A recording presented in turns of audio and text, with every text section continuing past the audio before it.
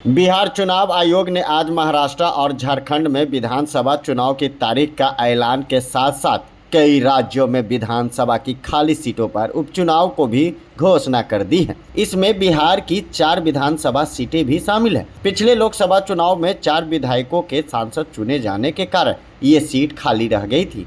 इन 4 सीटों में से 3 पर एनडीए ने अपने उम्मीदवार तय कर लिए हैं।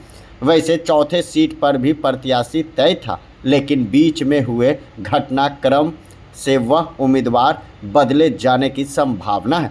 वैसे विधानसभा की 4 सीटों पर इस उपचुनाव को सत्ता का सेमीफाइनल माना जा रहा है। बिहार में जिन 4 सीटों पर उपचुनाव होने हैं उनमें गया जिले की इमामगंज और बेलागंज विधानसभा सीट, भोजपुर जिले की तरारी विधानसभा सीट और कैमूर जिले की रामगढ़ विधानसभा सीट शामिल है। इमामगंज के विधायक जीतनराम मांझी, बेलागंज के विधायक सुरेंद्र यादव, तरारी के विधायक सुदामा प्रसाद और रामगढ़ के विधायक सुधाकर सिंह के सांसद चुन लिए जाने के कारण यह सीट खाली हो गई है। इन 4 सीटों पर एनडीए में शामिल पार्टियों ने बंटवारा कर लिया है। बीजेपी के हिस्से में तरारी और रामगढ़ विधानसभा सीट आई है। वहीं इमामगंज सीट से जीतनराम मांझी की पार्टी हम चुनाव लड़ने जा रही है। जदयू के हिस्से में बेलागंज सीट आई है। बिहार में विधानसभा की जिन 4 सीटों पर उपचुनाव हो रहे हैं उनमें से 3 पर एनडीए ने अपना उम्मीदवार तय कर लिया है।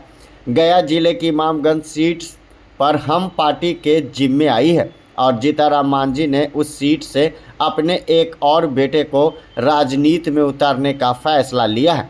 मांझी के एक बेटे संतोष कुमार सुमन पहले से ही राजनीति में है और बिहार सरकार में मंत्री भी है।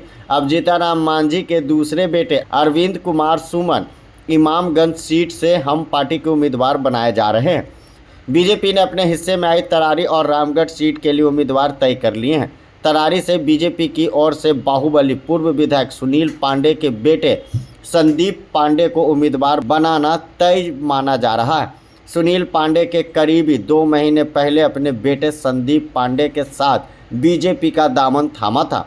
उसी समय से यह तय था कि संदीप पांडे को तरारी से उम्मीदवार बनाया जाएगा। वहीं कैमूर जिले की रामगढ़ सीट से बीजेपी ने पूर्व विधायक अशोक कुमार सिंह को उम्मीदवार बनाने का फैसला लिया है। अशोक कुमार सिंह 2015 के विधानसभा चुनाव में रामगढ़ से विधायक चुने गए थे।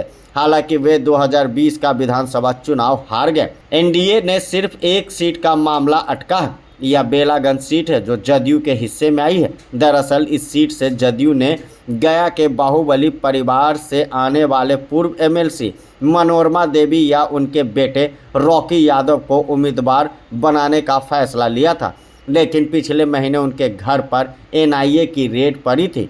नक्सलियों से सांठ-गांठ के आरोप में एनआईए ने मनोरमा देवी के घर समेत कई अन्य ठिकानों पर छापेमारी की थी। छापेमारी के दौरान करोड़ों रुपए भी बरामद हुए थे, जिन्हें गिनने के लिए बैंक से मशीन मंगवाना पड़ा। अब देखना होगा कि जदयू वहां से किस उम्मीदवार को उतारती है। Bureau report, Patna.